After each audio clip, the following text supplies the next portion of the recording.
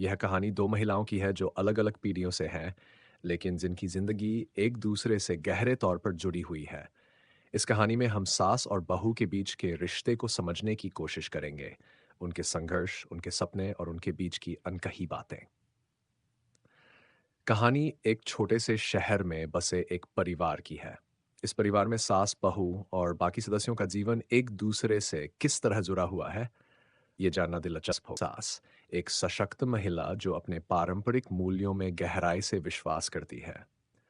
नीलम एक आधुनिक सोच की लड़की जो अपनी पहचान बनाने की कोशिश में है। पहली मुलाकात। सुमित्रा देवी एक पारंपरिक भारतीय महिला है जिन्होंने अपने बेटे राजेश के लिए एक उपयुक्त बहू की तलाश की थी। उनकी तलाश पूरी हुई जब उन्होंने नीलम को देखा।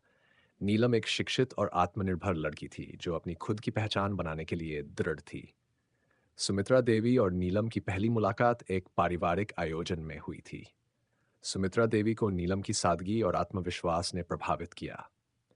नीलम भी सुमित्रा देवी की सहजता और उनके प्रति सम्मान से प्रभावित हुई। हालांकि दोनों के विचारों में कुछ अंतर था, लेकिन उनके बीच एक अदृश्य समझ बनी रही। दूसरा अध्याय, शादी और नया घर। नीलम और राजेश की शादी हो गई और नीलम अपने नए घर में आ गई।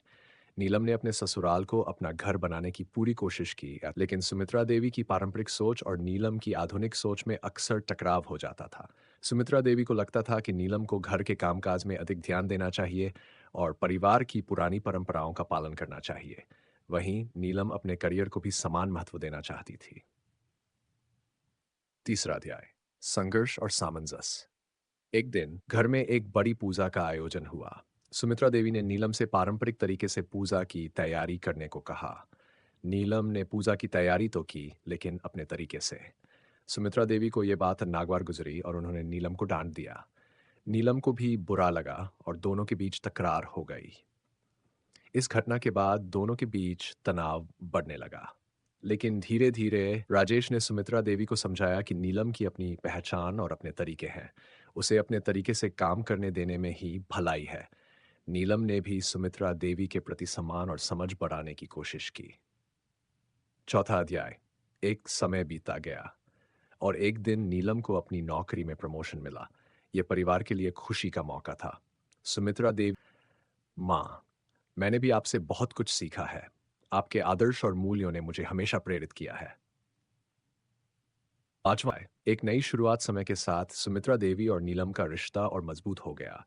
दोनों ने एक दूसरे को समझा और साथ मिलकर परिवार को एक नई दिशा दी। नीलम ने सुमित्रा देवी के पारंपरिक मूल्यों का सम्मान करना सीखा और सुमित्रा देवी ने आधुनिक सोच को अपनाया। समापन। यह कहानी ये दर्शाती है कि सास और बहू का रिश्ता संघर्षों और सामंजस्य का मिश्रण है। दोनों एक दूसरे से सीख सकते हैं, एक दूसरे का सम्मान कर सकते हैं और साथ मिलकर एक खुशहाल परिवार का निर्माण कर। सुमित्रा देवी और नीलम की कहानी हमें यह सिखाती है कि समझदारी, सम्मान और प्यार से हर रिश्ता मजबूत। इस तरह सुमित्रा देवी और नीलम की कहानी हमें यह प्रेरणा देती है कि बदलाव और सामंजस्य से ही रिश्ते में मिठास बनी रहती है। चाहे हम कितने भी अलग क्यों न हों, अगर हम एक दूसरे को समझने की कोशिश करें तो हर मुश्किल का हल मिल सकता है।